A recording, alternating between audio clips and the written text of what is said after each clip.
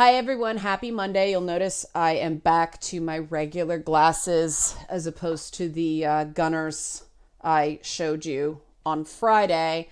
And just a little update, I do find these actually reduce eye strain better, even after only a few minutes. My eyes still burn a little bit in my generic glasses. The Gunners do provide more relief. So if anyone is curious from a purely functional standpoint, they're better than my glasses. So I have some hard choices to make. Do I do form over function or do I stay with the girly glasses? I don't know, but if anybody else wants to take the plunge, Happy Eyes 10% off. You can get a coupon. You can get some money off at gunner.com. Just so you know, I'm not being paid for this. They sent me the glasses to try and review. My opinion on it is that it provides just as much blue spectrum reduction as my existing ones. You'll notice they're pretty much the same color. But the moisture retention is far superior on the Gunners, even after only wearing them for about 20 minutes. So there you go. That's not the topic today, though. The topic today is my response to, before, I don't know what's going to happen with this stuff. Every time I try to talk about women's issues, I get a monetization flag. So I don't want to rely on YouTube monetization. Help support this channel. Become a monthly patron, patreon.com/LeannaK, so I can afford my own pair of Gunners that are actually proper prescription. Because, man, these things make my eyes feel good. They're like a bra for my eyes. They're amazing. Can you imagine that will never end up on Gunner marketing ever? It's like a bra for my eyes. Will never happen. It's a ridiculous image, but also no. But that's not what I'm going to talk about today. I want to talk about a Kotaku article that I read and first thought, no, I'm not going to touch the poop. But people are really upset about it and people are really commenting on it. And I actually think that, it passed my litmus test of, can I add something intellectual to this discussion instead of just dunking on an article I disagree with? Yes, I think I actually can, provide some perspective, not just that I disagree and that I think this is a stereotypical women as destroyers of fun article, but I also think it's just wrong. And I can actually point out tangible details of why it's wrong and why there are some legitimate mistakes and show a lack of understanding of underlying subject matter. So, of course, I'm referring to, here we go, it's from Kotaku, The Inexplicable Sexiness of Ivy Valentine. The title, there we go, The Inexplicable Sexiness of Ivy Valentine. And at first you might be thinking, what inexplicable sexiness? It's pretty obvious why Ivy is sexy. Now, this is written, and I think this is important, this is written by Maddie Myers, who is, I'm just correcting the shot so I can show you, a staff editor at Kotaku, an editor. Now, I think that's actually very significant. If you go to her Twitter, come on, Twitter, you see, if I scroll up, she credits herself as just an editor at Kotaku. A staff editor is actually a step up because it's not an editor at large. It's actually a somebody with the power, essentially what that indicates, to publish their own stuff. And that is, I believe, having been a game journalist for a long time, how articles like this happen. They do not get a second pass through of, do you really want to do this? Your arguments are weak. And I wish the games press would stop doing this stuff because these arguments are weak and they upset people. And I actually believe it's irresponsible. There has to be some sort, and I get push it out the door fast. I get that's how online journalism works now, but this is low quality. This is just low quality. And I've read other of Maddie Meyer's stuff. She's written some very interesting stuff on other subjects. I just think that, especially with something like this that gets so personal for so many people, there should be a set of fresh eyes on it. Because right off the top, as an editor, I would have flagged this very first line. And I have been an editor, for the record. From the first time I played Soul Calibur, oh, this isn't the first line. Yeah, it is the first line. From the first time I played Soul Calibur, from the first time I played Soul Calibur in the early 2000s up to playing Soul Calibur 6 in the present day, I have felt every possible feeling about character Ivy Valentine's tits and ass. Now, you guys have been watching my content for a while. What was wrong with that statement? I'll give you a minute, although you probably got it right away. It is not about Ivy Valentine's character. It is not about Ivy Valentine holistically as a fictional person. It is specifically about Ivy Valentine's tits and ass, which is reduction to the body, which, according to Ray Langton, not Martha Nussbaum, but Ray Langton, is a marker of objectification, specifically sexual objectification. So we have potential objectification of Ivy Valentine. I think that deepens further in this article into interchangeability of, fungibility, things like that. But I'll ding that at the point. I don't want to belabor this, but right off the bat, if I had been an editor, I'd say, are you deliberately objectifying this fictional woman because a male in your position could not do that? That would be the first thing I would ask this author and say, are you sure you want to do this? Because if that wasn't conscious, that's a huge rhetorical mistake. Feelings, talking about the feelings. The feelings are very interesting too, because they are about body parts, about boobs and butts, okay? Boobie and butt. Okay, alienated, angry, sad, jealous, embarrassed, bored, horny, amused, jaded. That's a lot of feels about a pair of digital tits and buttocks. I cosplay Ivy Valentine, and I have not run that gamut of emotions regarding that. I notice things like amused are not there, which I think a lot of people actually feel about, that's ridiculous, That's how I felt about Ivy's costumes sometimes over the years. There aren't very many positive emotions there. And so if I were an editor, I'd be like, are you objective about this? Maybe this should be less attempting to be objective and more about what has been your personal feelings? How has this character reflected yourself back onto you? What are the challenges you've had with this character? Maybe this is more interesting and less enraging. It will feel less like an attack if you personalize it, because you make it very clear that this is your experience. This is not something you're telling other people to feel. That would be my other editor's note here. Ivy hasn't changed much throughout the life of this series, but I've changed my mind about her many times over the years. Unfortunately, that changing of mind is something that I would have been very interested in, and we didn't actually get that. I want to read that piece. I don't want to read another boring cookie cutter complaint about boobies in video games. Done to death. Leave it there, right? Right. Okay. And now we get a description. By the way, I disagree that Ivy hasn't changed much through the life of this series any more than any other Soul Calibur character hasn't changed much. They're kind of trapped in amber. It's that particular type of Japanese storytelling. Yoshimitsu hasn't changed very much, Talim hasn't changed very much. She just hasn't been in some games and has been in others. I'm trying to think of a character that's really changed a lot. The costumes have changed some, but the characters, not so much. Raphael got a sister? I think.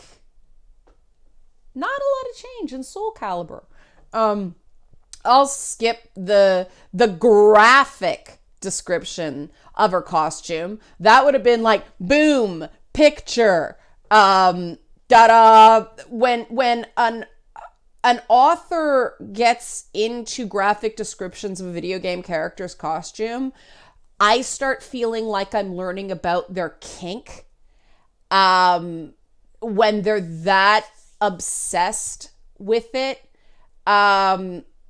they do make just mistakes in the description, though. Ivy Valentine does not wear a bustier in her default costume. That's a thong bodysuit. Trust me, I've worn it. She also later on says that also they're not actually thigh-high boots. If you look at Ivy's costume, those are actually like spats. The boots actually end, and she has this sort of coronet type thing. They're not actually thigh-high boots. There is a sort of simulated garter, but those are tights. Again, having worn the costume, those are not thigh highs. They're not. That's snakeskin fabric. The boots stop at her ankle. Like I said, I know, I've worn the costume. Another time they say something that she has a cinch waist, but they also, this author also, the writer also says she has a bare midriff. You can't cinch your waist and bare your midriff at the same time. Ivy's waist isn't cinched. She just has a ridiculous hip to waist ratio.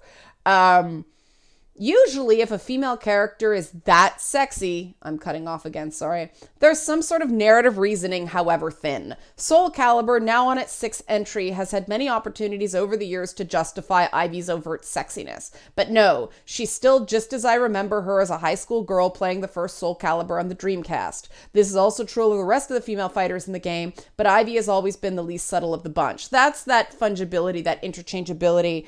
Oh, they all are, I mean, everyone in Soul Calibur is overtly sexy. I'm sorry, every single one. Voldo, bondage gear. And this is the problem I have as an editor. I'd be like, why are you only focusing on the women? Why are you singling out women in a cast that all of them are sexy? I mean, Raphael's a Bishonen, for God's sakes. They are all sexy. There's a lot of exposed chests on the men, like bare chest. These are all very fit people. Why only focus on the sexiness of the women? That's sexist. That would be one of my editing notes, to make sure, not to discourage this person from writing the piece, but to make this piece as strong as it possibly can be, because you know a piece like this is going to get walloped by the internet, right? So again, a major flaw in thinking. Why are you only focusing on the women? Why are you demanding that women explain their sexiness, their overt sexiness, when you don't ask the men to explain their overt sexiness? And that's precisely, I thought, what feminist activists in gaming have asked game designers not to do. Don't make a male character default and a female character the thing that needs explaining. I thought so. Just saying. Okay, moving on. Ivy's aesthetic, am I right? Yeah, here. Began with a convertible whip sword. She mentions again. The design team had multiple concepts. This does not matter to the character. This is where they mentioned waist cinching, bust bearing thong leotard. I thought it was a bustier. Whoops. Inconsistencies within the piece. Which is it? You may say this is a nitpicky small detail, but when you're trying to show command of subject, you're trying to show familiarity with what you're talking about, conflicting details like this matter. And she is not bust bearing. She's cleavage bearing. Yes, there's underboob. Yes, but there's no exposed nipple. Let's be accurate. Again, these things matter. Then you get into very subjective descriptions, and it's almost like this is where Kotaku started going, like, the photo people are like, if this was a photo editor that put the picture in and not the author themselves. But this is a point where the actual picture undermines the verb, the description in the text. And that's why as an editor, I would go, wait a minute, you might want to change the word here because this doesn't line up. This is going to be a distraction, a word choice distraction. So although Ivy's core look hasn't changed, as they've said, there is one detail that has since faded away. There was once an alternative outfit for Ivy, which ended up appearing as a secondary option in the first 3 Soul Calibur games. A butch pirate suit. Now, you look down here, I wouldn't call this butch. Androgynous, sure, but she ain't wearing army boots and no makeup. This is still quite, is it a bit gender bending? Sure, but that's not what most people see as butch. This is still, it's a subversive gender performance, yes, but it's not undermining feminine beauty standards the way what we would consider butch does. And that's where it's like, and they mention itself. She still wears her high heels, eyeliner, and earrings, but she slicks back her hair looking severe and cold. Severe and cold as anti-feminine? Ice Queen?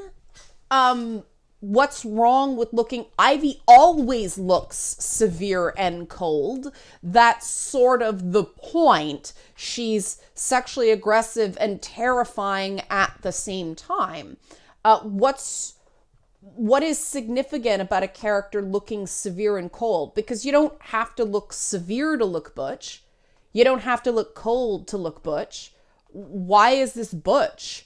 This sounds like something that, this particular author liked it because it was gender non-conforming, and then they didn't like it when they played up more of Ivy's aristocratic background as opposed to her connection to Cervantes in Soul Calibur 4, and so they put her in like a really cute ruffle dress. I really, really liked the ruffle dress, but it was a different side to Ivy. That was sort of the whole point.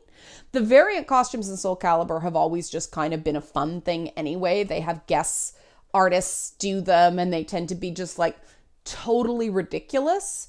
So I don't know why the deviation to a variant costume. The whole point is it's a variant costume.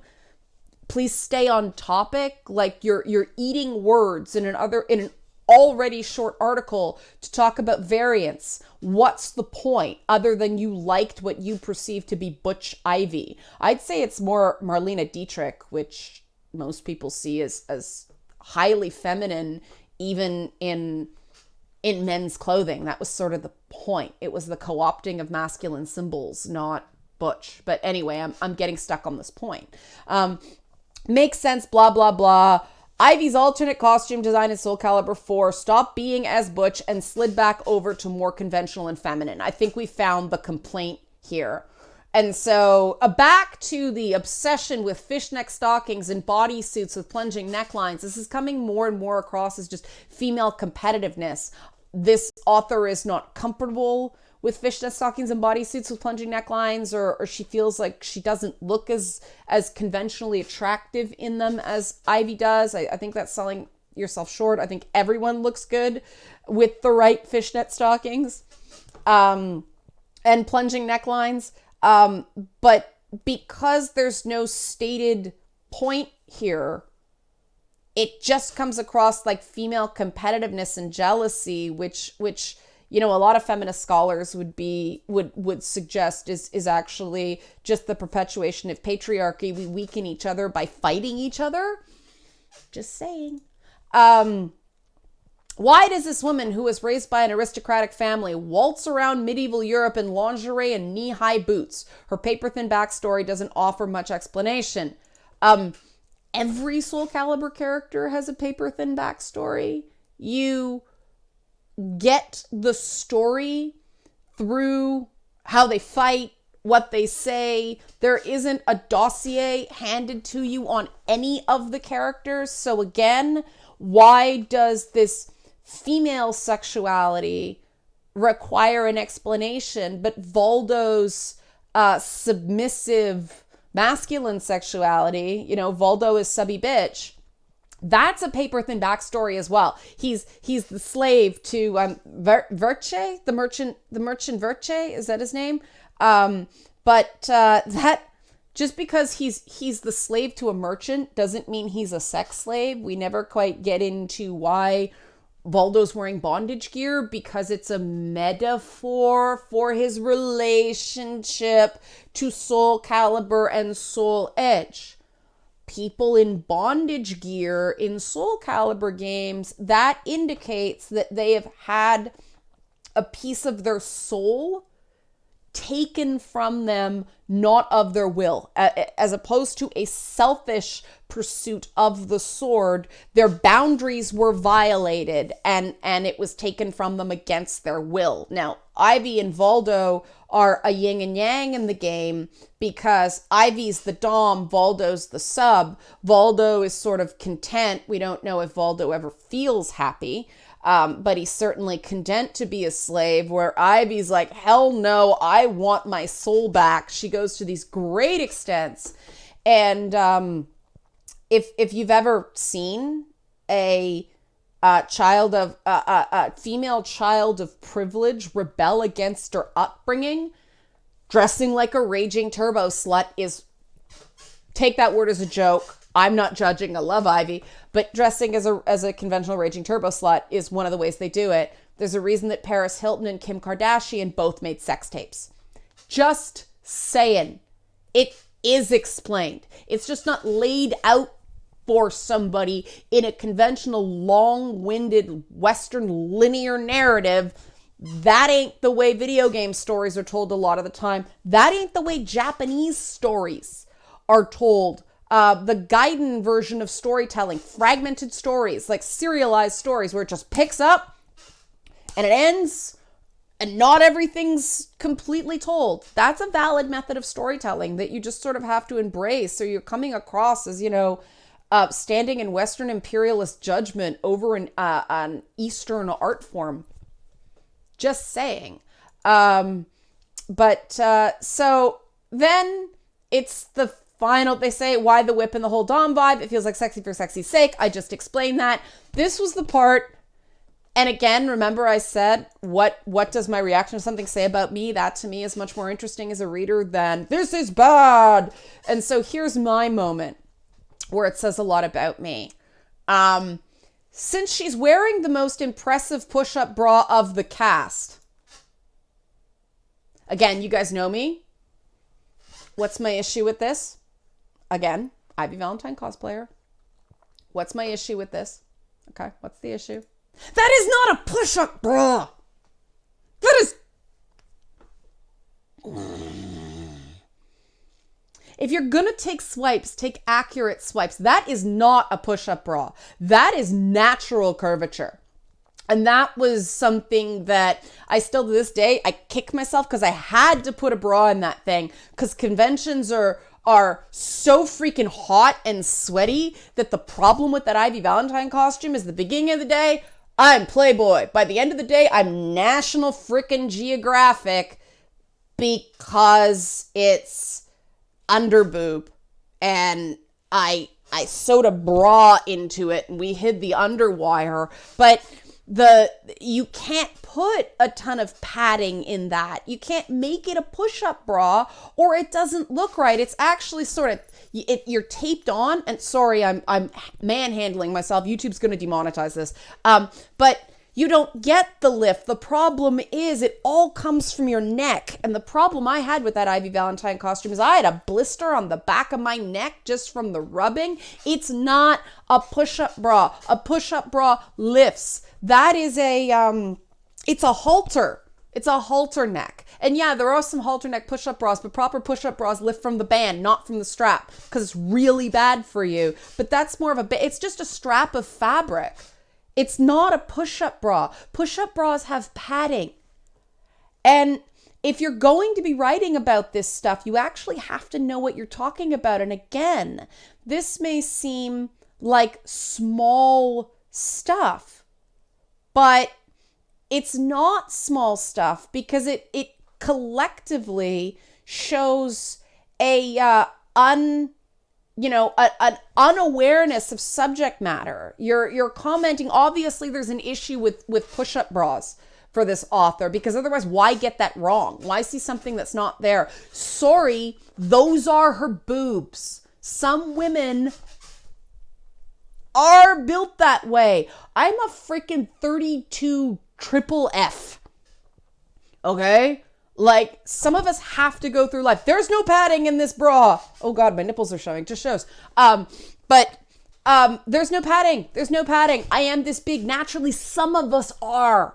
And that's why I love this character. As silly as she is, as silly as the whole game is, I am very happy to see women like me depicted in media and having the whole slut stereotype turned on its head. Because if you go through life as a well-endowed woman, you do get dismissed as a slut a lot of the time for a characteristic that you cannot control. And it is not right that we pressure women to cut off pieces of our body to not be seen as some sort of prejudgment about our sexuality. And the fact that Ivy thinks herself lost, and again, this is part of the reason she dresses that way. She self-identifies as a bad girl.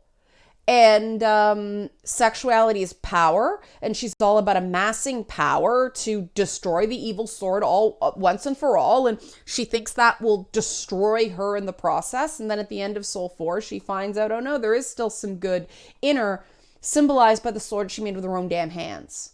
Don't tell me there's no plot justification for Ivy's costume. There's plenty of lore justification for that costume. And then they actually go on, this author, she actually goes on to say, these outfits don't tell us anything about the characters wearing them. Sometimes they directly contradict the stories and personalities of the women in them. But what? This just strikes me as a Western gamer, a Western editor, looking at a video game that is made in Japan with Japanese symbolism and Japanese norms. Don't forget, women like Ivy don't exist in Japan. They're unicorns. It's applying Western standards and Western expectations to Japanese art and storytelling and entertainment and female protagonists and the role of women in cinema in Japan is profoundly different. Japanese mythology, when you say sort of a woman in a castle or a princess in a castle in Japan, it means something different to the Japanese than a North American person or a European person, because Japan's regression involving women happened a few hundred years later, and so women fought to defend those castles in Japan. They had their own personal guards, and they had their own form of martial arts training and weapons training. So she goes on to complain about Sungmina and all this stuff, blah, blah, blah, other coverage. And I'm not going to bother you with it, because I think at this point, then we get into this, what her perspectives were. And I don't see a lot of change. Here we are. As a young teen girl playing Soul Calibur the first time, I had a knee-jerk, naive perspective on all this. Back then, I hated and resented Soul Calibur's women. It bothered me that everyone had the exact same body type? A model hot body that in no way resembled my own. Okay, well, we've sort of found it. I don't really seem... I don't really find her perspective has changed at all, and there's nothing wrong with that. Just don't delude yourself. But here we go. Here's the big narrative. In my late teens, I finally made friends with some other girls who played competitive games. One of them, to my shock, chose Ivy every single time. Even as Soul Calibur 2, 3, and 4 brought Ivy's breasts and bustier into increasingly high... It's not a bustier! Ugh. Okay. My friend never seemed embarrassed by her choice. When we went to arcades, she'd take on any foe, defeating boy after boy while standing triumphantly at the arcade cabinet. Ivy would sling her whip with a sneer and make men kneel, weeping at her feet. I started to see Ivy a little differently after that. She was still a sex symbol designed predominantly by men, but in my friends' hands, she had become something else. Well, I guess they fell out of touch with that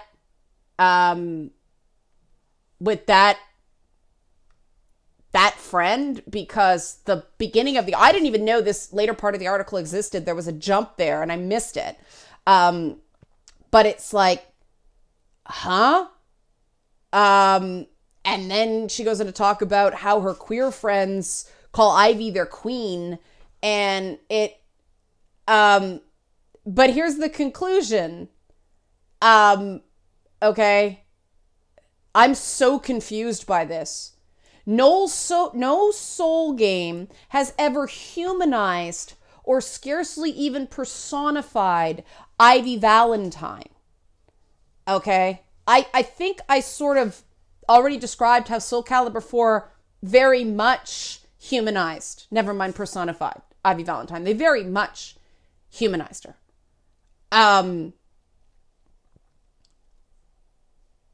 And this is why it's really important to have an edit. And this would be the problem with me as an editor. This would be a real challenge to edit this author with this piece, because there's clearly a lot of personal ish going on here. But when I see a line like, no soul game has ever humanized or scarcely even personified Ivy Valentine, I have to question the factual accuracy of that and give them some pushback. And this is where it becomes a real challenge for an editor to go, is this opinion or is this misstating the actual facts of the game? And the role of an editor in this process, which we don't get to do in gaming very often, because it's just a churn, it's so fast, is there's nobody ever there questioning things like that, because it never goes through an editor. Write, barely spell check it, upload, realize you misspelled a few words, go back and fix it, or there's a few grammar errors. It's churned out that fast. And I think this, if it ever seen another editor, if this had ever seen a proper editing process, not self-editing, this could have been a better, more focused piece, or two pieces that weren't at war with each other. But this reads like a first draft. It's poor op-ed. It's terrible reporting because it's inaccurate.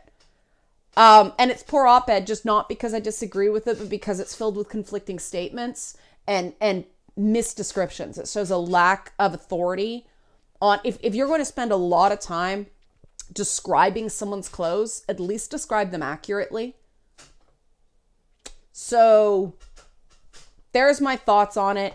And like I said, this isn't, I just disagree with the article.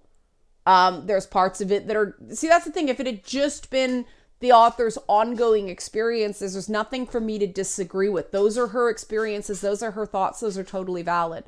And I wish she'd produce that piece instead of a piece full of so many contentious misstatements and flat out just wrong statements before we get to the much more interesting, deeply personal journey as a teenage girl, very conflicted by this ideal that she doesn't identify with.